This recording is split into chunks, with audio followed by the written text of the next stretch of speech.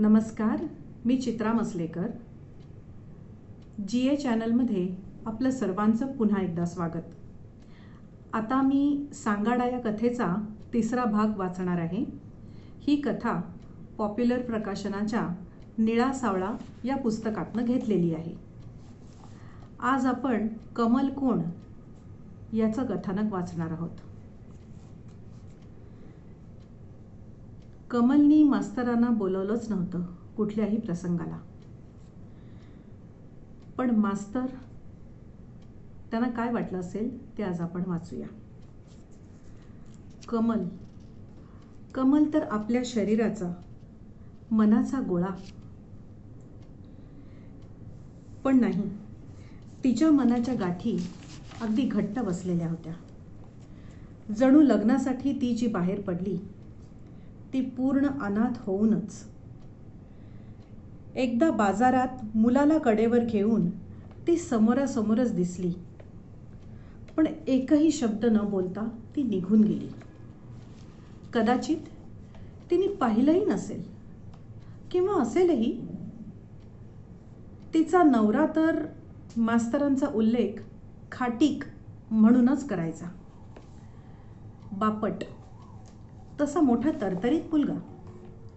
शिक्षण वगैरे फारसं नव्हतं, पण त्याचं स्टेशनरीचं दुकान चांगलं चाललं होतं.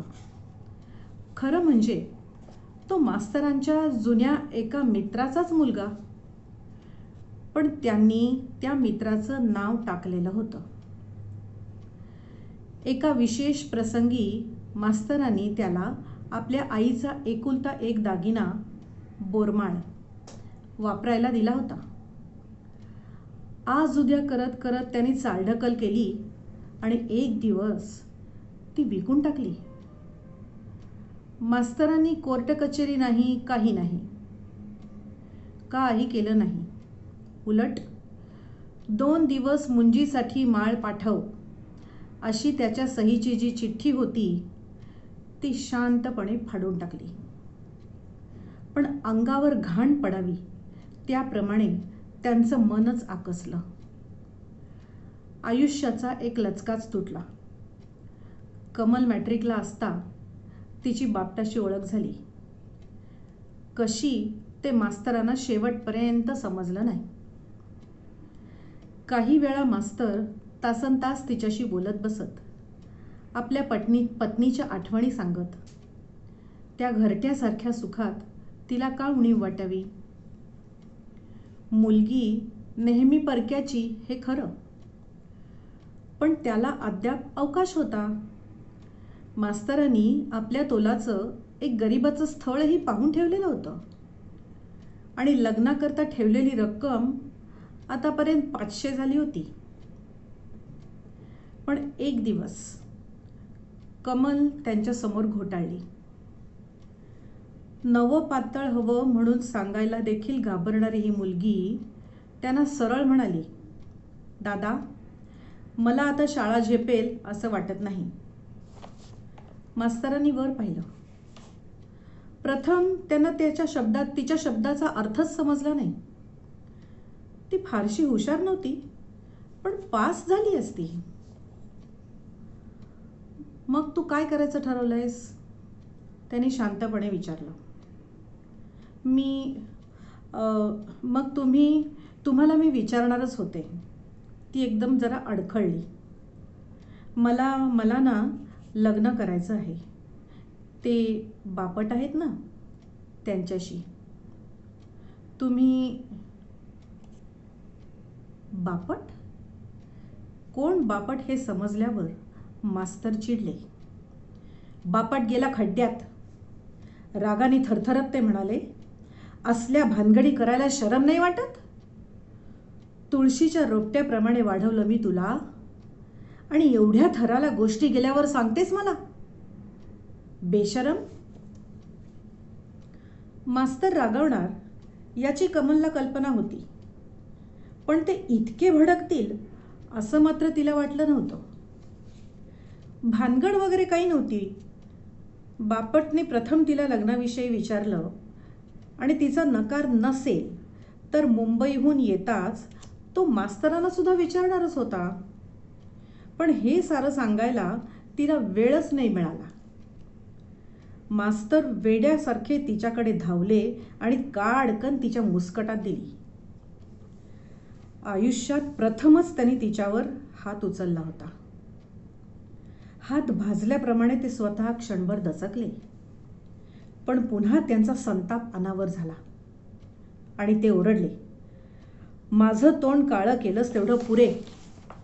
उद्यापासून घराबाहेर पडायचं नाही. जा चालती हो इथून. कमलचे डोळे क्षणभर कठोर झाले. गालावर बोटं उमटली होती ती जळत होती. पण तिच्या डोळ्यात पाण्याचा टिपू सुद्धा नव्हता. भाजल्या गालावरून तिने हातही फिरवला नाही. ती आत गेली आणि रात्रीची भांडी घासू लागली. मास्तरांनी डोक्याला रुमाल गुंडाळला आणि ते तडक बापटाच्या घरी गेले. तो सामानाची बांधाबांध करतच होता. मास्तरांना पाहताच त्याला आश्चर्य वाटलं. पण ते न दाखवता तो आदबीनी म्हणाला, बसा. मी बसायला आलो असं वाटलं काय तुला? उसळून एकदम मास्तर म्हणाले. अगदी निर्ढावल्यासारखा वागतोस की. माझ्या मुलीला फूस लावायला शरम नाही वाटली? पण मास्तर, कोणाला लाज वाटेल असं मी काही सुद्धा केलेलं नाही. होल्डॉल अर्धवटच पायानी बाजूला सरकवत बापट म्हणाला. मी गावाहून आल्यावर विचारणारच होतो तुम्हाला. माझं ऐकून घेतल्याखेरीज का राग घालता निष्कारण डोक्यात? लोक तोंडावर थुंकतील म्हणून राग घालतो. सगळीकडे छितू होईल माझी. हात नाचवत मास्तर म्हणाले. पण मी कोणी असं दरोडेखोर तर नाही ना. माझं शिक्षण फारसं नाही हे खरं. पण त्या दृष्टीने आमच्या सुखात काही आड येणार नाही. तुम्ही आता आलाच आहात तेव्हा सर्व दृष्टीने विचार करू. विचार गेला मसणात. ते आता शक्य नाही. मास्तर कठोरपणे म्हणाले.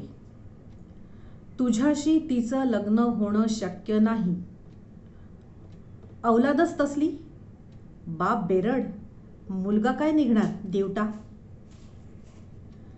बापटाचा चेहरा संतापाने लाल झाला. खालचा ओठ आवळत त्यांनी मास्तरांकडे पाठ वळवली. त्यांनी टेबलावरचा आरसा उगाचच उचलला आणि खाली ठेवला.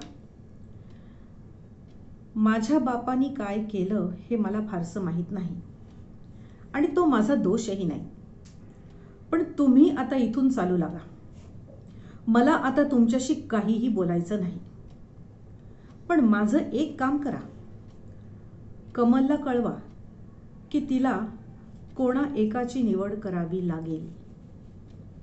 तुमची किंवा माझी. मी मुंबईला जायचे पुढे ढकलतो. तिचा निर्णय मला कळवायला सांगा. आता चला इथून. माझं खेटर अडलंय राहायला इकडे. जाता जाता मास्तर म्हणाले. पण ती काय करेल हे मला माहिती आहे. काही झालं तरी माझी मुलगी आहे ती. ते बाहेर पडताच बापटानी धाडदिशी पायानीच दरवाजा ढकलला. काय झालं पुढे? काय होता कमलचा निर्णय? ते पाहूया पुढच्या भागात. तोपर्यंत तुम्ही मात्र आमचा व्हिडिओ आवडला असेल तर लाईक करा, शेअर करा आणि सबस्क्राईब करा. आणि चॅट बॉक्समध्ये आपल्या प्रतिक्रिया द्यायलाही विसरू नका. आणि काही सूचना असतील तर त्याही द्या. तोपर्यंत धन्यवाद. नमस्कार.